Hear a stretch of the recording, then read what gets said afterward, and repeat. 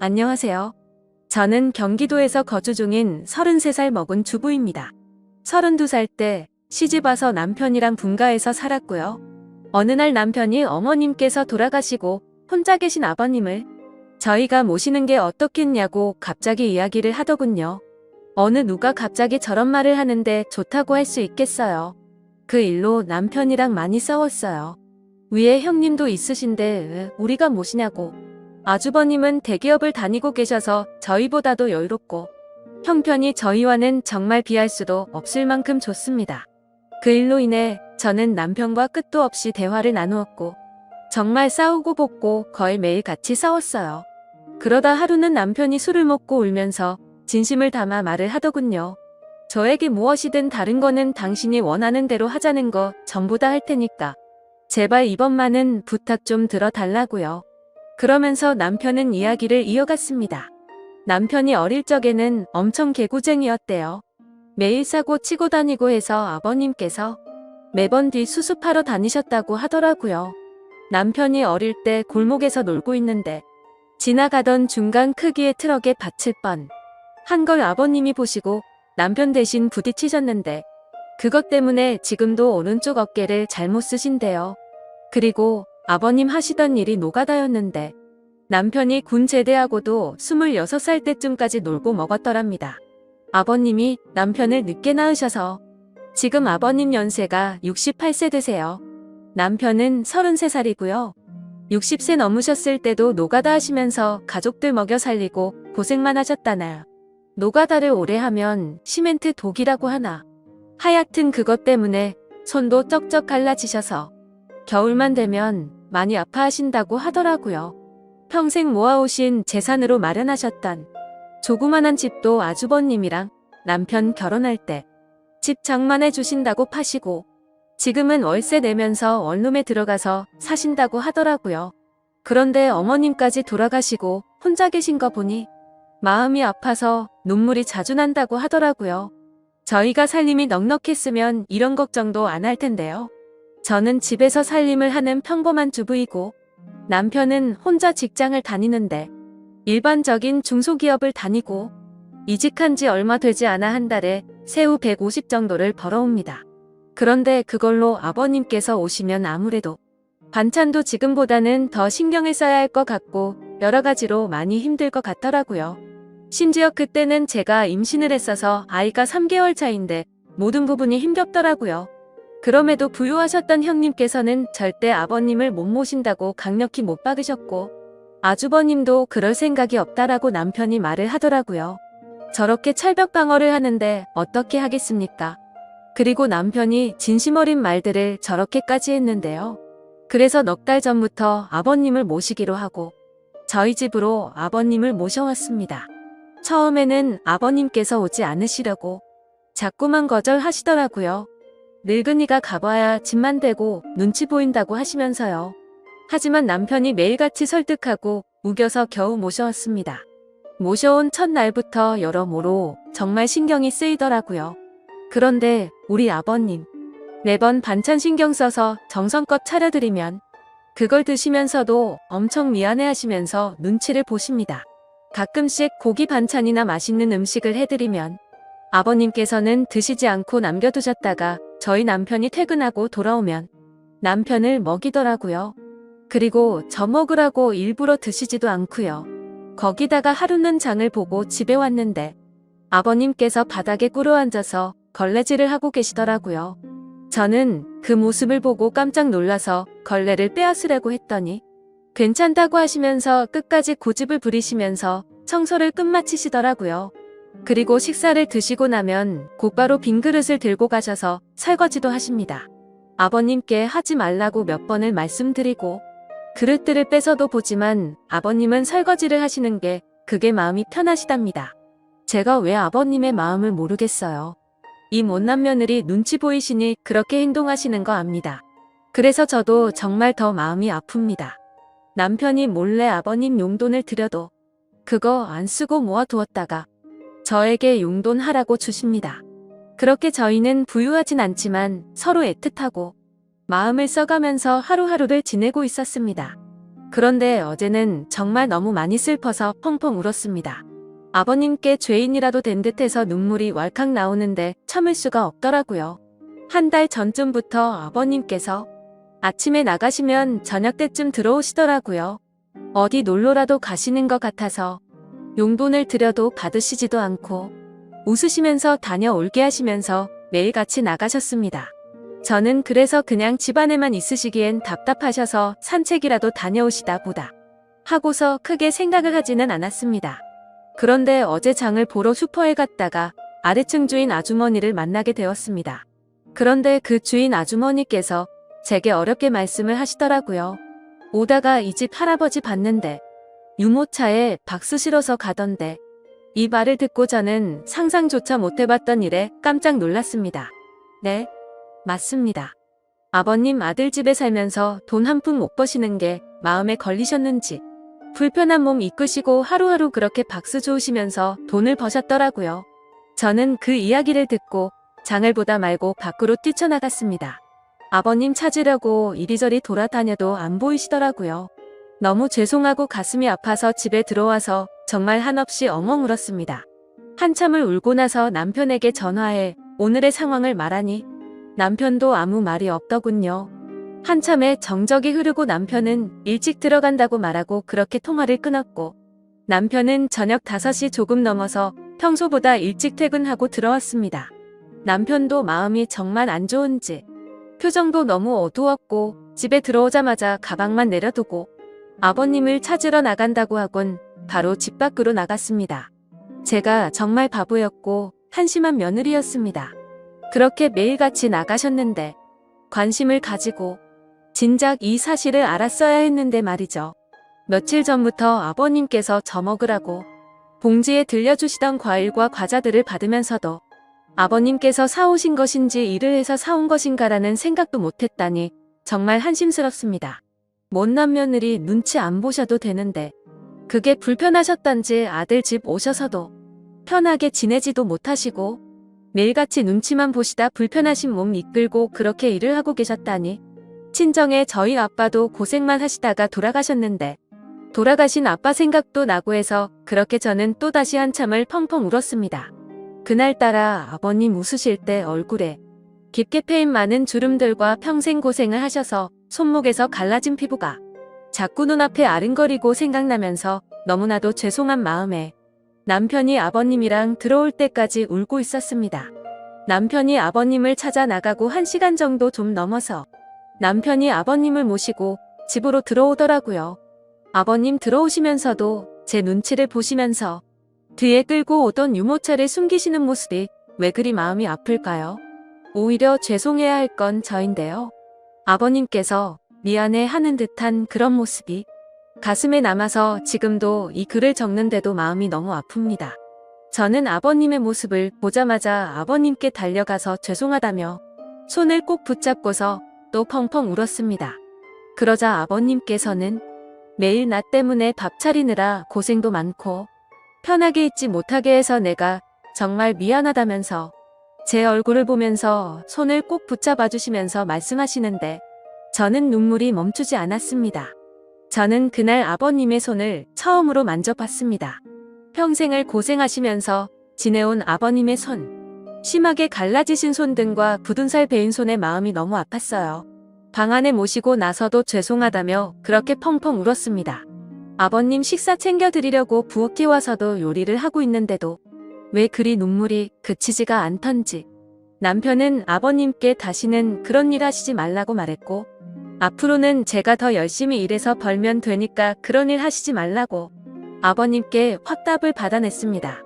그렇게 이야기를 끝마치고서 3명이 오순도순 모여서 함께 저녁을 먹었습니다. 밥을 먹는데도 아버님 손을 보면서 자꾸 가슴이 아프더라고요. 오늘은 어제 일도 있고 해서 남편이 연차를 내서 쉬는 날이었고 저는 아버님 모시고 시내 나가자고 남편에게 얘기를 했습니다. 그렇게 저희는 다 같이 시내에 나갔고 날이 좀 쌀쌀해져서 아버님 잠바 하나랑 신발을 샀습니다. 한사코 괜찮다고 하시던 아버님께 제가 말씀을 드렸습니다. 자꾸 그러시면 제가 아버님 눈치 보여서 힘들어요. 이렇게 말씀드렸더니 아버님께서는 고맙다고 하시면서 받으시더라고요. 그리고 집에 아버님 심심하실까봐 케이블 TV도 신청했습니다. 아버님께서 스포츠를 좋아하시는데 오늘 야구 방송이랑 낚시 방송 보시면서 너무 즐거워 보이시더라고요. 조용히 다가가서 아버님 어깨를 만져드리는데 보기보다 정말 왜소하시더라고요. 제가 꽉 잡아도 부서질 것만 같은 그런 아버님의 어깨. 지금까지 고생만 하시고 자식들 뒷바라지 하시느라 평생 헌신하시면서 살아오셨던 아버님의 그런 발자취들이 느껴지면서 저는 또 마음이 아파왔네요. 남편한테 말했어요. 저 평생 아버님 정말 친아버지처럼 생각하고 모신다고요. 비록 지금은 아버님께서 불편해 하시지만 언젠가는 친딸처럼 생각하시면서 대해주실 때까지 정말 잘할 거라고요. 마지막으로 아버님, 앞으로는 제 눈치 안 보셔도 돼요. 제가 그렇게 나쁜 며느리 아니잖아요. 아버님의 힘드신 희생이 없으셨다면 지금의 남편도 없잖아요. 그랬다면 지금의 저와 뱃속에 사랑스러운 손자도 없을 거예요. 저 아버님 싫어하지 않고 정말 사랑해요, 아버님. 그러니 항상 건강하시고 오래오래 사셔야 돼요. 그리고 2번 다시 그렇게 일 안 하셔도 돼요. 저 허리띠 쫄라매고 알뜰하게 살게요. 다음 사연입니다. 안녕하세요. 저는 30대 후반 남자입니다. 지방 대기업에 다니고 있으며 현재 연봉은 7천 정도로 생활에는 크게 부족하지도 않은 생활을 하고 있습니다. 20대 후반의 주변 사람들의 소개로 지금의 아내를 만나게 되었고 짧은 연애 기간 동안 마누라가 임신을 하게 되어 결혼까지 하게 되었습니다. 저희 마누라가 사실 인물이 좀 많이 괜찮습니다. 젊을 때부터 길거리에서 캐스팅 제의가 올 정도로 미모가 훌륭했었고 처음 소개를 받고 대시할 때 무진장 무시 당했었습니다. 그나마 제가 직업이 괜찮아서 연애까지 이어졌었던 게 아닐까 생각을 하고 있습니다. 결국에는 승부욕이 발동되어서 노예가 따로 없다 싶을 정도로 매일같이 정성스럽게 연락하고 선물하고 또 만나게 되면 수십만 원짜리 밥을 사주고 그렇게 미친 듯이 끝까지 매달려서 저는 지금의 아내와 연애를 시작하게 되었습니다. 그렇게 연애를 하고 몇 개월도 지나지 않아 관계를 가지던 중 피임에 실패를 하게 되었고 저는 결혼을 마음먹었기에 화가 난 아내를 겨우 설득시켜서 임신 4에서 5개월 차에 결혼을 하게 되었습니다. 생각은 했지만 결혼 이후의 부부관계가 참 순탄치가 않았습니다. 나 때문에 자기 인생을 망쳤다며 매일같이 저를 가만히 두지를 않았습니다. 가끔씩은 술을 마시고 폭력도 행사했습니다. 여자가 때린다고 얼마나 아프겠냐마는 그래도 저는 자존감이 너무 낮아졌습니다. 그래서 그렇게 아내가 화를 내고 짜증을 부리는 때이면 잠시 풀어줄 수 있는 방법이 비싸고 좋은 곳에서 분위기 좋은 외식이나 선물을 해주는 것이었습니다. 그렇게 하면 잠시는 풀렸는데 그게 또 오래가지는 못했습니다. 그렇게 저는 호구 같은 생활을 이어나가고 있었고 결혼을 한 뒤 아이를 낳고 나서부터는 아내와의 잠자리가 소홀해지기 시작했습니다. 아내는 이런저런 이유를 대더라고요. 아이 때문에 못한다. 살 빼오면 해준다. 피임 안 하면 안 된다. 결국 저는 결혼을 하고 나서 아내와의 관계를 이런저런 이유로 하지 못했습니다. 그래서 아내와 대화를 나누었고 고민 끝에 피임기구를 시술했습니다. 하지만 그렇게까지 했음에도 아내는 관계를 거부했습니다. 진짜 결혼 이후에 1년에 겨우 한두 번 할까 말까였습니다. 혼자서 해결하는 것도 하루 이틀이지. 제가 이렇게 무시받고 천대받으려고 결혼을 하고 스스로가 한심하기도 했습니다. 그렇다고 저는 아내를 두고 바람을 필 생각은 전혀 하지를 않았습니다. 어린 시절 부모가 이혼하시고 병든 아버지를 봉양하며 호련단신 고아처럼 살면서 가족이나 가정에 대한 소중함을 누구보다도 잘 알고 절실했었기에 저는 그럴 수가 없었습니다. 그리고 여자 나오는 술집에 2차도 안 갔습니다. 결코 저는 단 한 번도 한눈 팔지 않았습니다. 그렇게 저는 집과 회사를 왔다 갔다 하며 기계 같은 삶을 반복하며 살았습니다. 그러던 어느 날 아내가 대뜸 차가 낡았다며 차를 바꿔 달라는 겁니다. 그래서 아직 더 탈 수 있을 것 같고 집에서 살림하면서 지내는데 좋은 차가 필요 있냐며 다음에 차를 바꾸는 게 어떻겠냐고 이야기를 했습니다. 그랬더니 이런저런 트집을 잡으면서 아주 그냥 마음먹고 그러는지 몇 날 며칠을 저를 못살게 하는 겁니다. 그렇게 며칠이 지났고 남자들에게도 뭔가의 촉이라고 할까요? 냉랭한 기류가 흐를 때 갑자기 쎄한 느낌이 들었습니다. 저는 뭔가 찜찜한 마음에 아내의 휴대폰을 몰래 훔쳐보게 되었습니다. 휴대폰에는 낯선 남자와 나눈 대화가 있었습니다. 정말 그걸 보는 순간 피가 역류하는 기분이 들더군요. 나에게는 전혀 해주지 않았던 말들, 그 다정한 말들, 남편이 들어야 했던 말들을 다른 남자와 나누고 있었습니다. 그래서 거실 밖으로 나와 일단 마음을 가다듬고 아내에게 물어봤습니다. 내가 아내의 휴대폰을 들이밀면서 이 남자 누구냐고 물었습니다. 처음에는 발뺌을 하려고 하는지 횡설수설하다가 증거를 들이대고 있으니 그냥 만나는 남자라고 자백을 했습니다. 정말 그 말을 듣는 순간 망치로 머리를 맞은 기분이 들었고 손이 덜덜 떨리더라고요. 제가 다시 물었습니다. 그러니까 그게 누구냐고? 그러자 아내는 저의 절친인 친구의 이름을 말하더군요. 정말 믿어지지 않았고 도저히 현실인지 꿈인지 구분이 안 갈 정도로 큰 충격을 받게 되었습니다. 그래서 지금 내 친구와 바람핀 거 맞냐? 잠자리까지 가진 거 맞냐고 하니까 잠시의 정적이 흐른 뒤에 맞다고 말을 하더라고요. 어떻게 이런 상황이 만들어진 거냐고 물어보니 제 친구와 아내는 평소 사소한 연락을 주고받았고 처음에는 별다른 감정이 없었고 식사나 하려고 만났는데 제 친구의 제안으로 그날 함께 술을 마셨고 사고를 쳐버렸다고 말하더군요. 저는 그 당당한 모습에 너무 미친 듯이 화가 났고 결혼 후 처음으로 아내에게 욕을 퍼부었습니다. 그리고 주방에 있던 가위를 들고 머리카락을 다 자르려고 하다가 몇 가닥 잘리는 거 보고서 그 순간만큼은 이건 아니다 싶어서 그만두었습니다. 저도 저를 통제할 수 없을 지경이었습니다. 아내와 친구에게 배신당한 저는 너무나 분하고 억울하고 울었습니다. 집과 회사를 반복하며 힘들게 가정을 위해서 살았던 내가 정말 분했습니다. 집사람한테 욕을 하고 결혼 후 처음으로 집안에 있는 물건도 부셨습니다. 제 친구였던 그 더러운 놈에게 전화해서 다짜고짜 욕을 했더니 알게 됐냐며 미안하다고 말하더니 전화를 끊고 휴대폰을 끄더군요. 저는 너무 화가 나서 아내 보고 얘 보라고 이렇게 전화 끊고 잠수 타버리는 놈이라고 그 더러운 자식을 만나러 가자고 앞장서라고 했습니다. 이런 놈이 마음에 들면 같이 가서 이야기하고 당장 이혼하자고 했습니다. 그랬더니 집사람은 결혼 후 처음으로 저한테 미안하다라는 말을 합니다. 저는 그동안 수백 번 했던 미안하다라는 말을 했는데 집사람한테는 처음 이 말을 들었습니다. 그 흔한 미안하다라는 말을 왜 바람핀 것 때문에 들어야 될지 몰랐습니다. 휴대폰을 뺏어서 다시 봤습니다. 그 사이 전화 목록 메시지 내용 카톡 등등 전부 다 지워버렸더군요. 저는 도저히 집에 있다가는 큰 사고를 칠 것 같아서 일단 집을 나갔고 당장 한때는 절친이었던 친구네 회사로 찾아갔습니다. 그때까지도 그놈은 휴대폰을 꺼놓고 있더군요.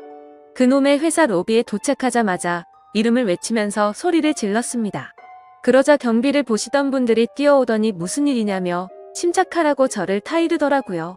저는 그놈의 이름을 말하면서 당장 내 앞으로 데리고 오라고, 안 그러면 이 회사 다 엎어버리겠다고 말했습니다. 그러자 로비에서 친구에게 연락을 했고 한참이 지나서야 쭈뼛쭈뼛 내려오더라고요. 제 친구 대학 시절 만나게 돼서 알게 됐는데 정말 둘도 없는 친구라고 생각했었습니다. 외모도 준수하고 여자들에게 항상 인기가 많았던 친구였습니다. 그런데 설마 친구의 아내에게까지 이따위 짓을 하리라곤 상상조차 못했습니다. 저는 그놈의 얼굴을 보자마자 주먹을 날려버렸습니다.